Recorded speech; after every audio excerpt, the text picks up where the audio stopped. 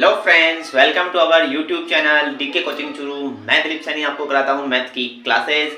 Friends, जैसा कि मैंने लास्ट वीडियो में आपको बताया था कि इस बार 10th पार का जो कॉन्सेप्ट है वो अपन करने वाले हैं। जो बच्चे 10th को सही ढंग से नहीं पढ़ पाते हैं, जिनके मार्क्स नहीं बन पाते हैं या गेन नहीं कर पाते हैं, उन बच्चों के लिए मैंने बताई थी कुछ सिंपल एक्सरसाइज। अगर आपने वो एक्सरसाइज नहीं देखी है तो आप हमारे यूट्यूब चैनल पे जा करके वो एक्सरसाइजेस देख सकते हैं, जिनसे कि आपको बहुत ही हेल्प मिलेगी। मैंने कौन सी एक्सरसाइज बताई है इसके बाद। उसके बाद मैंने ये भी बोला था आपको कि मैं इन एक्सरसाइज को एक्सप्लेन भी करूंगा। ऐसा नहीं है कि मैंने सिर्फ नाम ही बता दी, आप खुद से करो। खुद से नहीं, मैं आपको एक्सप्लेन भी करके बताऊंगा कि इनमें किस प्रकार के सवाल जो हैं वो आपको एग्जाम में देखने को मिलेंगे और कैसे उनको आप सोल्व करने वाले हो। तो इसी के बारे में आज हम यहाँ पे चर्चा करने वाले हैं। और सबसे पहला जो पार्ट था, मैंने बताया था आपको, वो है आपका वास्तविक संख्या। किसके बारे में? वास्तविक संख्या। लास्ट टाइम हमने इसके बारे में पूरी चर्चा करी थी कि ये कौन सा कितने मार्क्स का क्या है वो आएगा। तो अगर आपने वो हमारा वीडियो नहीं देखा है तो आप हमारे चैनल पे जाकर के वो वीडियो जरूर देख लीजिए, ताकि आपको पता चले कि कौन सी एक्सरसाइज से कितने मार्क्स बन सकते हैं और किस एक्सरसाइज को आप करके बढ़िया नंबर बना सकते हो आराम से। ठीक है, तो आज पहली एक्सरसाइज है जिसके बारे में अपन चर्चा करेंगे, जिसका नाम है वास्तविक संख्या। इसमें टोटल अगर मेरी माने तो सिर्फ 4 टाइप के क्वेश्चन है जिनको आप सॉल्व करके क्या कर सकते हो, आंसर नंबर बना सकते हो। सिर्फ 4 टाइप के, सिर्फ और सिर्फ 4 टाइप के, ज्यादा नहीं है, सिंपल सा है। 4 टाइप भी एकदम सरल। आप अगर थोड़ी सी भी प्रैक्टिस कर लोगे, थोड़ी सी भी मेहनत कर लोगे तो आराम से आपके क्या है, नंबर बन जाएंगे। और धीरे धीरे मतलब ऐसा है कि आपको इसमें समझने के बाद कुछ एक प्रैक्टिस जो है आपको खुद से भी करनी पड़ेगी। मैंने जैसे इस टॉपिक को आपको समझा दिया, तो उसके बाद आपको क्या करना है कि घर पे इसमें थोड़ी सी क्या करनी, प्रैक्टिस करनी पड़ेगी। थोड़ी सी प्रैक्टिस आप कर लीजिए मेरे साथ साथ। मैं आपको इस कॉन्सेप्ट को समझा देता हूँ क्या है क्या नहीं है। ठीक है, तो वास्तविक संख्या, सबसे पहले वास्तविक संख्या की बात करें तो वास्तविक संख्या हम किसे कहेंगे? वह संख्या जिसका वास्तव में अस्तित्व है वही तो कहलाएगी वास्तविक संख्या। जिसको पर बात करें कि एक्चुअल में कोई भी डिजिट है, कोई भी नंबर है जिसका रियलिटी से मतलब सीधा सीधा मतलब हो रियलिटी से, जैसे किसी भी संख्या की बात कर लो चाहे। ठीक है, अब ये वास्तविक संख्या है, इसमें अपन 2 चीजें पढ़ेंगे। 2 चीजें, पहली कौन सी पढ़ेंगे? पहली पढ़ेंगे अपन यूक्लिड विभाजन, यूक्लिड विभाजन एल्गोरिथम, यूक्लिड विभाजन एल्गोरिथम। और दूसरी जो है वो पढ़ेंगे अपन अंकगणित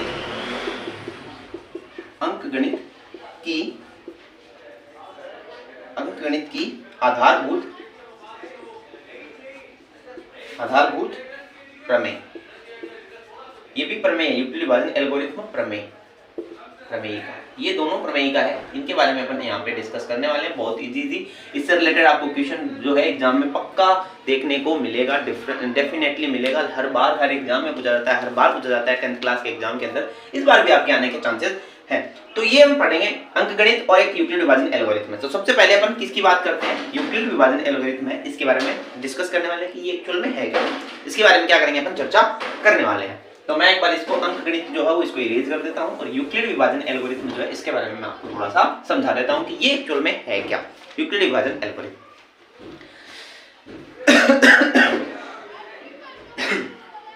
यूक्लिड विभाजन प्रमेय का जो है ये आप क्या बोलोगे? जैसे मान लो कि आपने पहले भी छोटी क्लासों में भी जो अपन भाग करते थे किसी भी संख्या में जब भाग करते थे तो उसमें हमारे पास 4 चीजें हमें मिलती थी। 4 चीजें किसी भी संख्या में जब भी अपन डिवाइड करेंगे तो 4 चीजें हमें मिलती है। क्या क्या? किसी भी संख्या को भाग कर रहे हैं तो सबसे पहले जिससे भाग कर रहे हैं उसको क्या बोलते थे अपन? भाजक। जिसमें हम भाग कर रहे हैं उसको क्या बोलेंगे अपन? भाज्य। ठीक है, और भाज्य भाग देने के बाद अगर मान लो हमारे पास कुछ लास्ट में कुछ बच जाता है कोई भी संख्या, तो उसको अपन क्या बोलते हैं? शेषफल। ठीक है, और जो हमारा भाग देने पर जो हमारा उत्तर आता है, जो हमारा आंसर आता है, जो हमें भागफल आता है, उसको अपन क्या बोलते हैं? भागफल। ये 4 चीजें जो है वो आपको यहाँ पे मिलेंगी किसी भी संख्या में डिवाइड करने पर। इन्हीं 4 संख्याओं का ये कॉन्सेप्ट है यूक्लिड विभाजन एल्गोरिथम प्रमेय का। इसमें है क्या? इसमें क्या बोलेंगे कि a बराबर bq प्लस r, यानी कि a और b क्या है? इसमें 2 भाज्य और भाजक हैं। एक में भाज्य बनेगा, एक में भाजक बनेगा। जैसे आपने इसका अगर हिंदी फॉर्मेट अगर देखें, क्या देखें हम? हिंदी प्रारूप अगर देखें तो वो क्या होगा? सिंपल सी बात है, भाज्य बराबर भाजक गुणा भागफल प्लस शेषफल। ये इसका क्या है? हिंदी फॉर्मेट है, हिंदी प्रारूप है। इसके बारे में इसको समझ सकते हैं अपन इससे। बाकी ये आपको यूज नहीं लेना है, यूज आपको ये लेना है, a बराबर bq प्लस r। इससे आप समझ में आओगे कि a क्या है? भाज्य है, q क्या है? भाजक है, सॉरी बी क्या है, भाजक है, और क्यू जो है, क्यू आपका भागफल है, और आर जो है वो आर आपका क्या है, शेषफल है। इस चीज को पता चल गया। यहाँ पे बात करें, यहाँ पे भी इसको समझा सकता हूँ मैं आपको कि भाजक जो है क्या, किसको बोलेंगे अपन, बी को, भाज्य जो है वो अपन ए को बोलेंगे, शेषफल जो है वो अपन आर को बोलेंगे, और क्यू भागफल जो है वो क्यू को बोलेंगे। ठीक है, ये इस प्रकार से इसको डिवाइड किया जाएगा। अब आपके मन में एक सवाल आएगा, जैसे मान लो आपके पेपर में आएगा सवाल जो आता है वो आता है कि 135 व 225 का यूक्लिड विभाजन एल्गोरिथम प्रमेय का से क्या निकालो। आप क्या निकालना, आपको एचसीएफ निकालना है। एचसीएफ निकालने की मेथड है, वैसे भी अपन सिंपल सी बात करें तो विभाजन एल्गोरिथम क्या निकलेगा आपका, एचसीएफ निकलेगा। एचसीएफ का मतलब हाईएस्ट कॉमन फैक्टर। क्या है, हाईएस्ट कॉमन फैक्टर, जिसके बारे में अपन यहाँ पे चर्चा कर रहे हैं। किस मेथड से, यूक्लिड विभाजन एल्गोरिथम प्रमेयिका से। अब इसमें मैंने जो बता दिया कि 135 और 225, अब आपका कंफ्यूजन यहाँ पे दिमाग में यह बैठेगा कि अपन ने, सर ने बता दिया कि मेथड ये ऐसे इसको सोल्व करना है, पर इसमें अपन सोल्व करेंगे कैसे, किसको अपन ए माने, किसको अपन बी माने।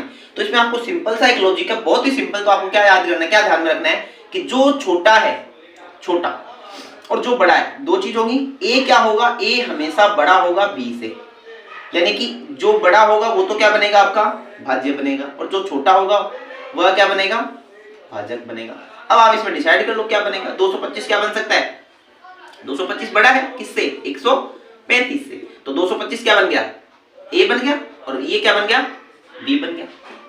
सिंपल सा लॉजिक है, समझ में आया ये, आ गया अच्छे से। इसको नोट कर लो, आपको बार बार देखने में सहायता मिलेगी। आप एक स्क्रीनशॉट ले लीजिए या फिर इसको नोट कर लीजिए अपनी नोटबुक में, आपके बहुत ज्यादा काम आने वाला है ये। मैं आपको अब इसको, इसी चीज को एक एग्जांपल के माध्यम से भी समझाने की कोशिश करता हूं। ठीक है, अगर आप हमारे चैनल पर नए हो तो चैनल को सब्सक्राइब कर दीजिए, और अगर वीडियो अच्छा लगे तो वीडियो को लाइक कर दीजिए, कमेंट कीजिए। ठीक है, और बेल आइकन को भी जरूर दबा दीजिए ताकि आपके पास नए नए जो वीडियो हैं, आगे की जितनी भी सीरीज है वो भी पहुंच सके। ठीक है, इसको मैं आपको एक एग्जांपल के थ्रू समझाने की कोशिश कर रहा हूँ। देखिएगा, इसी एग्जांपल को कर लेते हैं अपन 225 और 135। मैं एक बार थोड़ा सा बोर्ड को क्या कर देता हूँ, इरेज कर देता हूँ, ताकि आपको अच्छे से क्या हो, कॉन्सेप्ट समझ में आए। सवाल किस प्रकार मिलेगा आपको, सवाल मैं यहाँ लिख देता हूँ कि 225 व 135 के मध्य यूक्लिड विभाजन एल्गोरिथम प्रमेयिका द्वारा एचसीएफ ज्ञात करो। ये आपको सवाल मिलने वाला है 225 व 135। जैसा कि मैंने आपको इसमें बता दिया कि आपको क्या करना है कि दो चीजें माननी है, एक तो ए और एक बी, इन दोनों संख्याओं में। ठीक है, तो मैं क्या मानूंगा, 225 क्या है, वो बड़ा है 135 से, ए बड़ा होता है बी से, सिंपल सी बात है। 135 बड़ा होगा 225 से, सॉरी 225 बड़ा होगा 135 से, तो ए किसको मानेंगे अपन, 225 को, और बी किसको मानेंगे, 135 को। सिंपल सा लॉजिक है। अब इसमें अपन को क्या करना है, यूक्लिड विभाजन प्रमेय का लगानी है, तो अपन क्या लिखेंगे, यूक्लिड, सिंपल सा इसका नाम लिखना है, और कुछ नहीं, यूक्लिड विभाजन एल्गोरिथम प्रमेयिका से क्या थी, ए बराबर बी क्यू प्लस ए है। अब इसमें आपको ध्यान क्या रखना है, आपका भाज्य क्या बना अभी बताओ, एक तो भाज्य बनेगा और एक क्या बनेगा आपका भाजक। तो जो छोटा बड़ा होता है वो तो क्या बनेगा भाज्य, बड़ा क्या है 225, तो भाज्य की बात करें तो वो बन गया आपका 225, और भाजक की बात करें तो वह बन गया आपका क्या, कितना 135। यही आपको यहाँ पे करना है, 225 बराबर 135 इंटू, अब यहाँ पे क्यू का मान और यहाँ पे आर का मान, यहाँ पे ये कहाँ से निकालोगे आप, ये आपको क्या करना है, रफली निकाल के देखना है। ये इसके लिए मैं आपको एक सिंपल सा लॉजिक मेथड बता देता हूँ, जो आप साइड में कर लीजिएगा, जिससे आपको आसानी से पूरा सवाल एक ही कॉन्सेप्ट में समझ में आ जाएगा।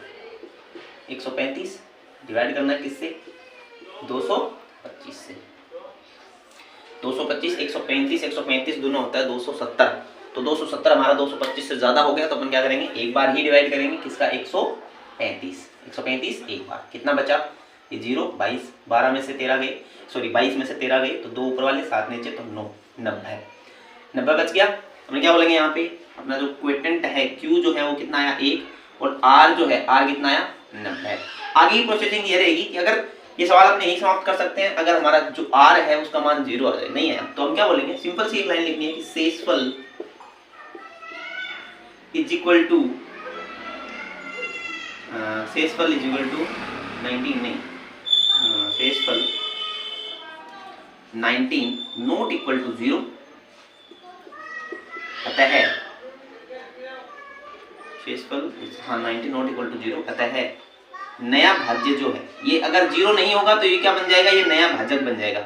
नया भाजक क्या बन जाएगा, 90 बन गया। और नया भाज्य जो है वो क्या बनेगा, नया भाज्य जो है वो क्या बनेगा, जो पहले भाजक था वह क्या बन जाएगा, नया भाज्य बन जाएगा। अगर इसकी बात करें तो अपना जो नया भाजक है वो कहाँ आ जाएगा, ये यहाँ आ जाएगा 135 ऐसे, और जो पहले वाला भाज्य उसको अपन छोड़ देंगे।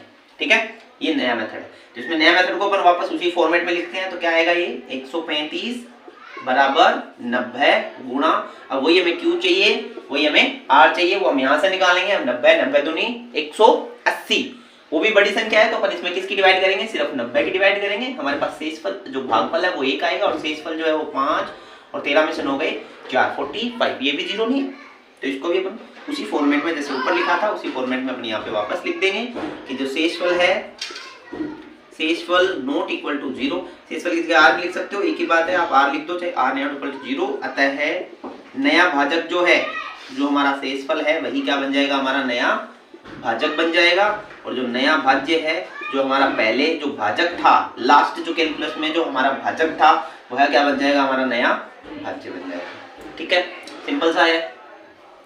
आ गया, इसको भी अपन उसी फॉर्मेट में लिख सकते हैं, 90 बराबर 45 गुणा, डिवाइड करके देखते हैं किसकी, 90 की, 90 को यहाँ ले आओ 90।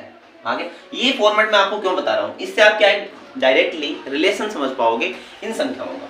डायरेक्ट वैसे समझ में नहीं आएगा, आप अगर पीछे देख के एक एक में भाग देख करके देखोगे निकालोगे, इससे अच्छा है ना आप साइड में एक बॉक्स बना लीजिए जिसमें आप लिख दीजिए रफ नोटबुक बोल सकते हो, रफ वर्क लिख करके इसको क्या कर सकते हो, यहाँ पे लिख सकते हो, ऐसी कोई बड़ी बात नहीं है, रफ कार्य। ठीक है, 45 में ये तो सिंपल है, 45 टू 90 तो 2 टाइम 90 2 टाइम जाता है तो ये यहाँ पे भाग हमारा क्रॉस हो गया और जो शेषफल है वो क्या आ गया 0। तो अपन यहाँ क्या लिखेंगे, भागफल जो है वो 2 प्लस शेषफल जो है 0, अतः क्या लिख देंगे, अतः है यानी सॉरी शेषफल क्या लिखेंगे, शेषफल बराबर 0 है, अतः क्या लिखेंगे, शेषफल जो है वो 0 है, अतः हम क्या बोल देंगे कि जो हमारा HCF है, हमारा HCF जो है वो कितना होगा, बट बी जो है वही क्या आ जाएगा, HCF हो जाएगा कितना है 45 है। बस ये सवाल था, इतना सा है, कोई बड़ी बात नहीं। यानी कि वह भाजक जिस पे हमारा भागफल क्या आ जाए 0 आ जाए वो क्या कहलाएगा, हमारा HCF कहलाएगा। सिंपली हम इसको क्या बोलेंगे, HCF से क्या कर देंगे, इसको डायरेक्ट डिनोट कर देंगे। ठीक है, ये मेथड समझ में आया आपको, नोट कर लीजिए अच्छे से नोट कर लीजिए इस मेथड को आप अपनी नोटबुक में, और इसके जैसे ऐसे ही सवाल जो है वो आपको आपकी बुक के अंदर मिल जाएंगे। ऐसी इसी प्रकार के अन्य सवाल भी आप उनको निकाल करके क्या करोगे, एक बेहतरीन प्रैक्टिस भी करोगे। ठीक है, जल्दी कीजिए, एक स्क्रीनशॉट लीजिए, स्क्रीनशॉट के बाद में आप इसको क्या कर लीजिएगा, उतार लीजिएगा। ठीक है, नए मेथड के बारे में अपन डिस्कस कर लेते हैं। एक और चीज, ये हो गया, समझ में आ गया अच्छे से।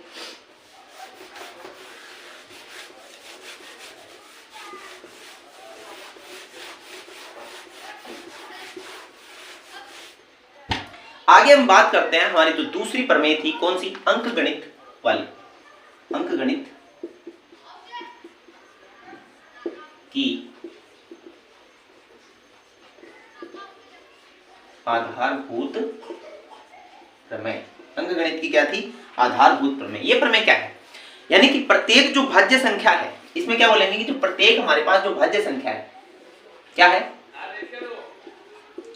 जो प्रत्येक भाज्य संख्या है, प्रत्येक भाज्य संख्या जो है उसको हम अभाज्य संख्याओं के रूप में, अभाज्य संख्याओं के गुणनफल के रूप में क्या कर सकते हैं, व्यक्त कर सकते हैं। क्या कर सकते हैं, अभाज्य संख्याओं के गुणनफल के रूप में व्यक्त कर सकते हैं ना। अभाज्य संख्या के गुणनफल के रूप में व्यक्त कर सकते हैं।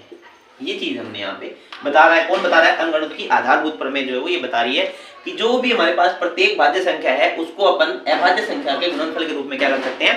व्यक्त कर सकते हैं। लेकिन हमने पिछली कक्षा में पढ़ा था, क्या पढ़ा था पिछली कक्षा में, कि जो दो धनात्मक पूर्णांक जो है, दो धनात्मक पूर्णांक हो, या मान लो कि जिसका एचसीएफ और एलसीएम जो अपन निकालेंगे, धनात्मक पूर्णांकों जो एचसीएफ और एलसीएम जो निकालेंगे उसको अपन आधारभूत प्रमेय से किस प्रकार करेंगे या किस प्रकार से होगी, इसके बारे में किया था। लेकिन ऐसा करते समय इस प्रमेय का नाम जो है वो हमने उल्लेख नहीं किया। क्या नहीं किया इस प्रमेय का? अंकगणित आधारभूत प्रमेय, नाम ही नहीं दिया। इसको नाम क्या दे दिया? इसको नाम हमने क्या दे दिया? इसको दे दिया हमने अभाज्य गुणनखंड।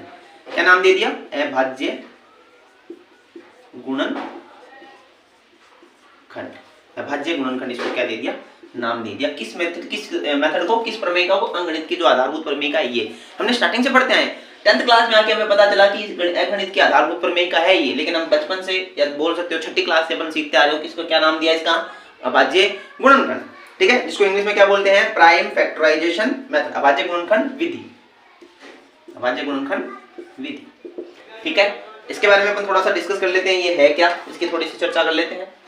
अब देखो, इसमें आपको मैं एक फॉर्मूला भी बता देता हूं कि जो अपन टुकड़े निकालते हैं अभाज्य गुणनखंड, किसी भी भाज्य संख्या का अगर हम फैक्टराइज करते हैं, टुकड़े निकालते हैं अलग अलग संख्याओं में रूप में, अभाज्य संख्याओं के गुणनफल के रूप में, तो उन फैक्टर से हमें दो चीजें प्राप्त होती हैं। एक तो एचसीएफ भी निकाल सकते हैं और एक अपन क्या निकाल सकते हैं? एलसीएम भी निकाल सकते हैं। तो यहाँ पे मैं जो है मैं आपको एक एलसीएम और एचसीएफ के बीच में कॉमन फॉर्मूला जो होता है, कॉमन फॉर्मूला क्यों? क्योंकि कई बार जो है एग्जामिनर आपको सवाल दे देता है कि आपको दे दी जाए कि दो संख्या दे दी जाए और आपको बोले कि एचसीएफ भी दे दिया और बोले कि एलसीएम निकालो डायरेक्ट। अब आप उसमें भी अपनी मूर्खता लगाते हो, क्या करते हो कि पहले उन दोनों संख्याओं के वापस फैक्टराइजेशन करते हो, गुणनखंड निकालते हो, उसके बाद में उसका फिर एलसीएम निकालते हो, तो बहुत लंबी प्रोसेसिंग हो जाती है, यानी कि 2 या 3 मिनट खराब हो जाएगी। मैं आपको 1 मिनट में सवाल जो है वो सॉल्व होने का तरीका बता रहा हूँ। उसका फॉर्मूला जो है वो क्या है कि अगर आपको दो संख्याएं मिलती है तो आपको सिंपली क्या करना है कि दो संख्याओं का गुणनफल करना है, दो संख्याओं का क्या करना है? गुणनफल करना है, जो बराबर होता है किसके? एचसीएफ और एलसीएम के गुणनफल के। ये फॉर्मूला आप याद कर लो, अपने नोटबुक में स्टार लगा करके लिख लो और अच्छे से इसको याद कर लो कि दो संख्याओं का गुणनफल जो है वो एचसीएफ इंटू एलसीएम होता है। ठीक है, इससे अपन इस मेथड से यानी इस फॉर्मूले से अपन डायरेक्ट सवाल निकालने का जो तरीका है उसको अपन देखने वाले हैं यहाँ पर कि कैसे इसको निकाल सकते हैं, कैसे नहीं निकाल सकते। ठीक है, लिख लिया? नोट कर लो इसको, इस मेथड को, इस जो फॉर्मूला है इसको नोट कर लो अच्छे से। आप अपन यहाँ पे इसको पढ़ा रहने नहीं, मिटा देता हूँ मैं आपको, एक बार लिख लो इसको या स्क्रीनशॉट ले लो और जो भी लेना है आपको। ठीक है, इस मेथड से अपन थोड़ा सा एक दो एग्जांपल देखते हैं। तो सिंपली मैं अगर बात करूँ 26 व 91 की, दो संख्याओं की बात कर रहा हूँ 26 और 91 की, इन संख्याओं, ये आपकी बुक का ही सवाल है, मैंने आपकी बुक का ही एक सवाल लिया है। तो इसमें हम क्या करेंगे? सबसे पहले एचसीएफ और एलसीएम निकाल रहे हैं। मैं इसमें आपको अभाज्य गुणनखंड मेथड वापस बता रहा हूँ। वैसे तो आपने छोटी क्लासों में भी सीखा होगा, लेकिन मेरा ये उद्देश्य होता है कि आप लोग जो है वो थोड़ा सा मैथ्स में वीक हो, तो मैं चाहता हूँ कि आपकी मैथ्स एकदम से स्ट्रॉन्ग बने और कोई भी ऐसा कॉन्सेप्ट ना हो जो छूट जाए। ठीक है, क्योंकि आपको 10th पास करनी है, अच्छे से अच्छे मार्क्स भी बनाने, सिर्फ पास ही नहीं करनी। ठीक है, और एक मैं अपनी पर्सनल राय दूं आपको, मैं अगर आपको एक पर्सनल राय दूं तो सिर्फ एक मैथ ऐसा सब्जेक्ट है जिसमें बहुत से बच्चे फेल हो जाते हैं, जिनको सप्लीमेंट्री मिल जाती है मैथ्स के अंदर, लेकिन कई बार जो है वो बच्चे अदर सब्जेक्ट में भी फेल हो जाते हैं। पर आपको क्या करना है कि अपना जो वीक पॉइंट है, जो भी सब्जेक्ट आपको ऐसा लगे कि हाँ ये सब्जेक्ट मेरा थोड़ा सा कमजोर है, तो उसको आप क्या करो कि उस पर फोकस ज्यादा करो। मैथ्स जो है, मैथ्स की आप चिंता छोड़ दो, मैथ्स में जो आपको कॉन्सेप्ट करवा रहा हूँ, जिसको भी ऐसा लगे कि नहीं मैं अच्छे से नहीं पढ़ सकता, फेल हो सकता हूँ, तो वो आप जो मेरा कॉन्सेप्ट है, जो मैंने बताया है अभी कॉन्सेप्ट, इसको अच्छे से रिवीजन कर लेना, पढ़ लेना, याद कर लेना, जो भी आपको करना कर लेना, और उसके इससे रिलेटेड जो प्रैक्टिस है वो अभी आप कर लेना। ठीक है, अगर आप कर लोगे तो बहुत ही अच्छी बात है, आपके जो परसेंटेज है वो मार्क्स जो है वो अच्छे गेन हो जाएंगे। उसकी बात भी मैं बताता हूँ आपको। अगर आपके अंदर जो सब्जेक्ट है उसमें भी आपको क्या करना है, थोड़ा थोड़ा उनमें भी पढ़ना पड़ेगा, क्योंकि सिर्फ एक अकेले मैथ से तो आप पास नहीं हो सकते ना, आपको सारे के सारे 6 के 6 सब्जेक्ट पास करने पड़ेंगे। तो आपके जो अदर जो सब्जेक्ट है, हिंदी इंग्लिश जो भी है, उन पे आपको खुद से फोकस करना है। मैथ्स की जो है मैं यहाँ पे आपको प्रिपरेशन कर रहा हूँ, मैथ्स में आप फेल नहीं हो सकते अगर मेरे पढ़ाए हुए सारे के सारे कंटेंट को आपने पढ़ाए। मात्र 5 एक्सरसाइजेज का नाम लिया है मैंने आप लोगों के लिए, 15 एक्सरसाइजेज है, और बाकी की एक्सरसाइज वो भी इजी है, पर वो क्या है कि थोड़ी लेंथी है, बड़ी ज्यादा है, उनको समझने में थोड़ा आपको क्या लगना है कि टाइम लगेगा, और आपके पास यहाँ पे अभी टाइम नहीं है। तो इसलिए मैंने आपको कुछ सिंपल एक्सरसाइज बताई है जिनका एक्सप्लेनेशन के साथ मैं आपको बता रहा हूँ। तो 26 और 91 जो है इनका अपन क्या निकालेंगे अभी? अभाज्य गुणनखंड। तो अभाज्य गुणनफल का सिंपल सा मेथड है जो आपने छोटी क्लासों में सीखा था। 26 सबसे छोटी संख्या का डिवाइड करना है, 2 का डिवाइड करेंगे तो 13। अब 13 में किसी भी संख्या का डिवाइड नहीं जाएगा, यानी 26 में 2 का भाग देने पे 13 है और 13 में किसी भी संख्या का भाग नहीं जाएगा, सिर्फ 13 के अलावा। क्यों? क्योंकि 13 क्या है? अभाज्य संख्या। और हमने जो मेरी पुरानी क्लासें थी उसमें मैंने बताया था कि भाज्य संख्या कौन सी है, अभाज्य संख्या कौन। भाज्य संख्या जिसको बोलते हैं जिसमें अन्य किसी संख्या का भाग चला जाए, और अभाज्य संख्या किसको बोलते हैं जिसमें खुद के और एक के अलावा किसी दूसरी संख्या का भाग नहीं जाए। 13 यहाँ पे क्या है? अभाज्य संख्या, इसलिए 13 का भाग 13 में ही जाएगा, तो 1 आ गया। इसी तरह 91 में डिवाइड करते हैं तो ये भी भाज्य संख्या है, इसमें 7 का भाग जाएगा, 2 का तो नहीं जाएगा, 3 का नहीं, 7 का ही जाएगा। तो 7 का भाग दिया तो ये 7 आता है, सॉरी 1 टाइम, फिर ये 7 3, ये भी 13 आ गया तो इसमें भी 13 टाइम और 1। ये दो ही प्रकार से, दो ही डिवाइडेशन मिले, दो ही फैक्टर मिले इन दोनों संख्याओं के, इनको दो ही जो टुकड़ों हैं हम डिवाइड कर सकते हैं। अब इसमें अपन सिंपली इसको क्या लिख सकते हैं कि 26 के टुकड़े कितने हुए? 13 गुणा 2। 91 के टुकड़े कितने हुए? 13 गुणा 7। अब इसमें अगर हमसे पूछे HCF तो कैसे निकालो? जो कॉमन है दोनों में, जो दोनों में कॉमन है वही तो है ना HCF, यानी इसका नाम भी क्या बोला था हमने? Highest common factor. दूसरी बात करें एलसीएम की, तो एलसीएम क्या होगा? इन सभी में जो रिपीट आ गए, HCF तो एक टाइम लेना है, बाकी जो बच गए उन सभी को लेना ही है। ले लिया? तो ये क्या कहलाएगा? इसको मल्टीपल करते हैं, 13 7 91, 91 दूनी 9 2 182। ठीक है, इसको क्या बोलते हैं? लोवेस्ट। एलसीएम को क्या बोलते हैं? Lowest common factor. ठीक है, ये कॉन्सेप्ट आपका यहाँ पे। अब इसी सवाल में मैं आपको एक नई चीज दे दूं कि मैंने आपको बोल दिया कि 26 और 91 तो है ही आपके पास। ठीक है, क्या है? यही बोल देता हूं मैं कि 26 और 91 का जो HCF है वो है आपके पास 13। एलसीएम है जो ज्ञात करो। मान लो ये सवाल आ जाए आपके पास, इसी संख्या लिए मैंने इसी, क्योंकि आपको समझ में आ जाए, एक से सवाल रिलेटेड हो और आपको ये नहीं लगे कि मैंने जो तरीका बताया वो गलत है, इसलिए मैंने इसी सवाल को लिया है जिसके माध्यम से आपको समझा सकूं। ठीक है, यहाँ क्या करना है आपको? यहाँ ये फैक्टराइज नहीं करना है, यहाँ ये टुकड़े नहीं करने। ये मैंने छोटी संख्या लिए, मान लो बड़ी संख्या आ जाए तो आप ये टुकड़े करने बैठ जाओगे तो काफी टाइम लग जाएगा। तब इसमें आपको क्या करना है कि हमें पता है कि दोनों संख्याओं का गुणनफल, सूत्र मैंने बताया था, दिखाया था ना अभी, दोनों संख्या का गुणनफल जो है वो क्या होता है? एलसीएम गुणा होता है, एलसीएम गुणा होता है HCF के। ये करवाया था ना? तो दोनों संख्याओं में एक बार a गुणा b मान लूं, ये दो ही संख्या होगी, सवाल सॉर्ट हो जाएगा अपना। संख्या कौन सी है? 26 गुणा 91। एलसीएम कितना है हमारा? HCF कितना है हमारा? 13 गुणा एलसीएम। हमें निकालना क्या है? एलसीएम निकालना है, तो एलसीएम को इसी साइड रख लेंगे और 13 इधर मल्टीप्लाई में है, इधर आ जाएगा डिवाइड में। ये 13 दूनी 26 और 26 को 91 से गुणा करते हैं तो 182। ये हमारा क्या आ गया? एलसीएम आ गया। इसी प्रकार आपको अगर HCF पूछा जाए तो इसी प्रकार आपको HCF निकालना है। HCF निकालते वक्त क्या करोगे आप? यहाँ पे जो एलसीएम है 182 आ जाएगा, उसका अपन इसमें डिवाइड करेंगे, जिसके माध्यम से हमारे पास क्या आ जाएगा? HCF आ जाएगा। तो एक ही सवाल से, एक ही सूत्र से अपन दोनों तीनों चीजें निकाल सकते हैं। और अभाज्य गुणनफल का जो फैक्टराइज मेथड है वो मैंने करवा दिया। ठीक है, तो इनसे रिलेटेड जितने भी आपकी प्रैक्टिस है वो आप करेंगे।